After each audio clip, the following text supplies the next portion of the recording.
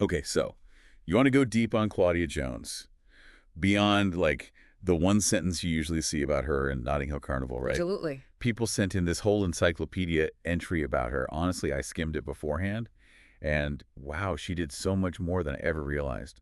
It's really incredible when you start digging into her story, right? Like, Yeah. she's most famous for Notting Hill Carnival, which is this huge celebration of Caribbean culture.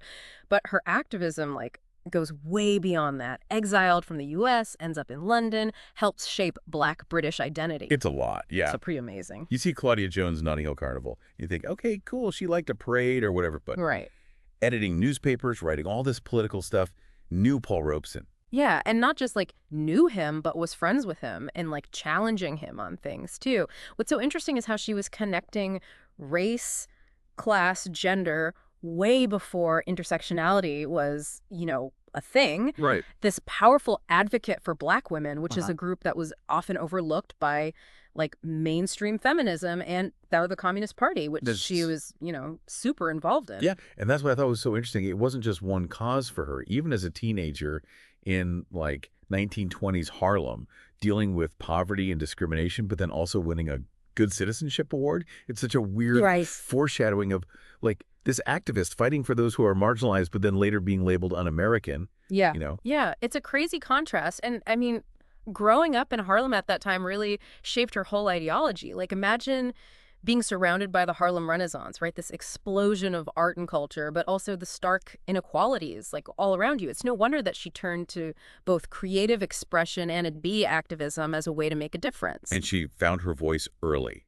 Claudia comments, her column, Oh, yeah. using her platform to like advocate for social justice. Totally. This is way before social media. It really shows how committed she was to using journalism as this like tool for change. And she wasn't like shying away from anything. Like, she was going deep on serious issues, complex political ideologies. And then, she ends up joining the Young Communist League in the US. I mean, that was a radical move for, a young Black woman in the 1930s. So real. Like, you got to have some serious courage to do that. Right. It wasn't about fitting in. It was about like, I'm going to challenge everything. Yeah. And this is the Depression. So the Communist Party's message of economic justice is really resonating. Exactly. And for Jones, it gave her a platform to really address the specific ways Black Americans were being disproportionately affected by that economic inequality. She saw that capitalism and racial injustice were like totally intertwined, and she wasn't afraid to call that out even when it made people uncomfortable. And she wasn't afraid to criticize the party from within either. Oh, no. She was a huge advocate for Black women, a group that often got left out of the conversation, right? And like, this is where that intersectionality bit comes in. For example, she argued that Black women faced unique challenges due to both their race AD gender, something that mainstream feminism and even like Communist Party itself weren't really addressing. And she wasn't all talk. Like, she really walked the walk, too. She rose through the ranks. She became the editor of the Communist Party's newspaper. She's writing constantly about labor rights, racial equality, women's liberation. She was nonstop. This woman was a machine. Okay, so picture this. 1950s, Red Scare is like at its peak. The U.S. government is cracking down on anyone even suspected of being a communist. And then there's this thing called the Smith Act, which was basically a weapon used to silence dissent. They use it to target Jones, claiming that her writing, her activism, was a threat to national security, which is just wild. It's insane. It's this scary reminder of how easily freedom of speech can be like completely suppressed. Totally. Especially during times of, fear and paranoia. Absolutely. And they weren't messing around. This wasn't some like slap on the wrist.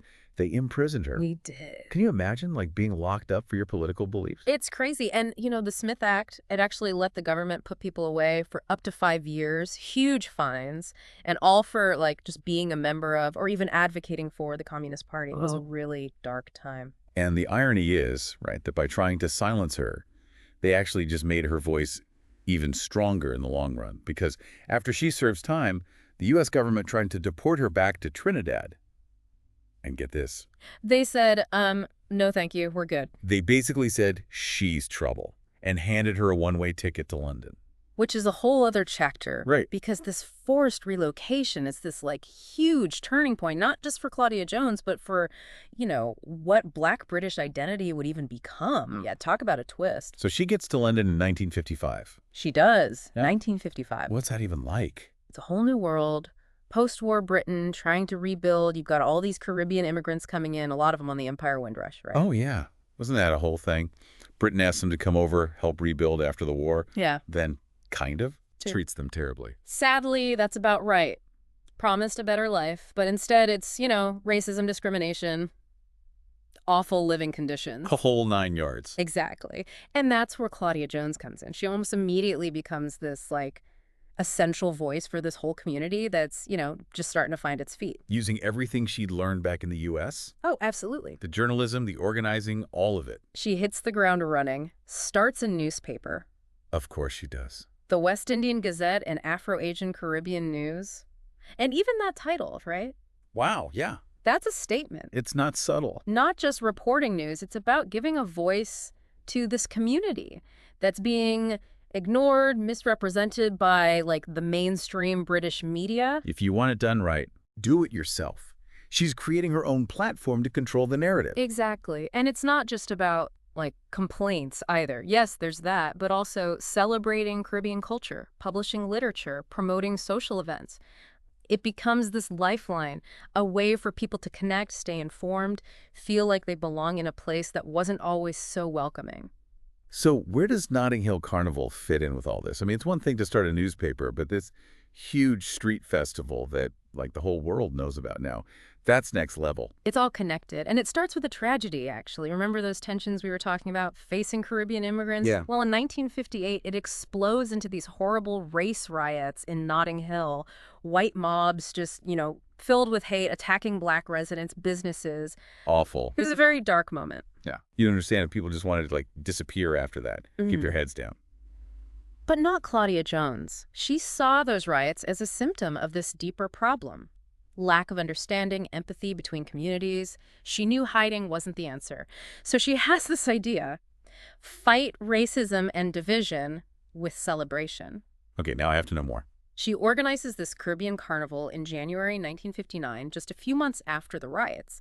And yes, it was a party, and by all accounts a fantastic one, but she also uses it very strategically. Showcases the beauty, the vibrancy of Caribbean culture, the music, the food, the costumes, and she invites everyone. Kind of like taking back the narrative.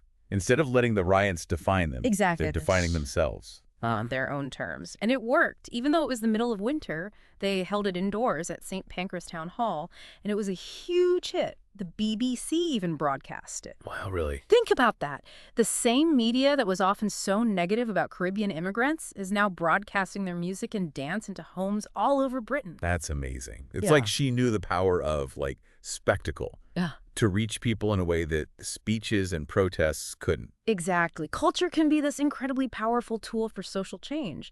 And that first carnival, it may not have been the massive street party we know today, but it planted the seed. It brought people together, got them talking, challenged prejudices through this, shared joy. And it just kept growing from there. People loved it, moved outdoors, got bigger every year, and became the Notting Hill Carnival we know today. Millions of people. It's amazing. And it all goes back to her vision. Claudia Jones's ability to see beyond the immediate crisis and create something positive, something lasting.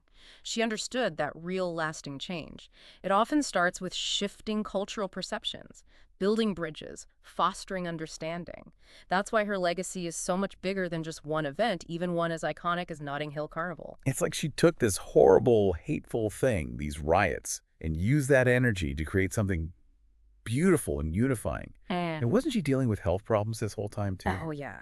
Throughout her time in London, she had heart problems, the effects of tuberculosis she'd gotten earlier in life. Which, wow, just adds another layer to all of this. Right. But it never stopped her. She kept pushing, kept organizing, kept writing, even when it was incredibly difficult. What a powerhouse. So she achieves all this in a tragically short life. She was only 49 when she died. On Christmas Eve, too. It's tough to choose. How do you sum up a life like that? Right. Do you go with, her Trinidadian roots, her activism in the U.S., her impact on Black British identity? It's a lot. It's almost impossible to pick just one thing. That's what makes her so fascinating, though, right? Claudia Jones shows us that social change isn't, this straight line you follow. Definitely not. It's messy, it's multi-layered, it takes, constant work on different fronts. And she was doing it all. Journalism, organizing, political strategy, this whole cultural vision. She was incredible. Never letting anyone put her in a box either. Imagine being told you're too radical for the U.S., too radical for your birthplace, and instead of that stopping her. She takes that energy and creates something positive that brings people together. And don't forget all the personal stuff she's dealing with on top of it. Chronic illness, money problems, constantly worried about being deported. Yeah. But it never defines her, never stops her from fighting for what she believes in. Inspiring is an understatement. Totally. It's like she was saying, oh, you're going to try to silence me. Watch this. And her message still resonates now, right? Absolutely. All the stuff that's still being fought for. Racial justice, economic justice, LGBTQ rights, climate action. It's all connected. Yeah. Just like she said. Exactly. And she forces us to look at these issues with all these different perspectives, understand how they overlap and affect different communities in unique ways. And she also shows us that change is possible, even when it seems like impossible. It does feel impossible sometimes, honestly. Yeah. But she gives me hope because it takes courage, right? It takes persistence. It takes being willing to shake things up. So yeah, next time you see Notting Hill Carnival, all the color, the music, the celebration of Caribbean culture. Think of Claudia Jones. Claudia Jones, the woman who dared to imagine a world without the racism, the oppression, all of it. Yeah. And then instead of just imagining it, she actually did something about it. And she did it with such passion, such energy. That's what I hope people really take away from her story. Even in the middle of all the struggle, even when it seems bleak, you can't lose hope. You can't lose your joy, your ability to celebrate, to come together, and to fight for a better world. Perfectly said. Oh, okay. Claudia Jones, journalist, activist, revolutionary, and the woman who showed us that sometimes the best way to fight hate is with a party.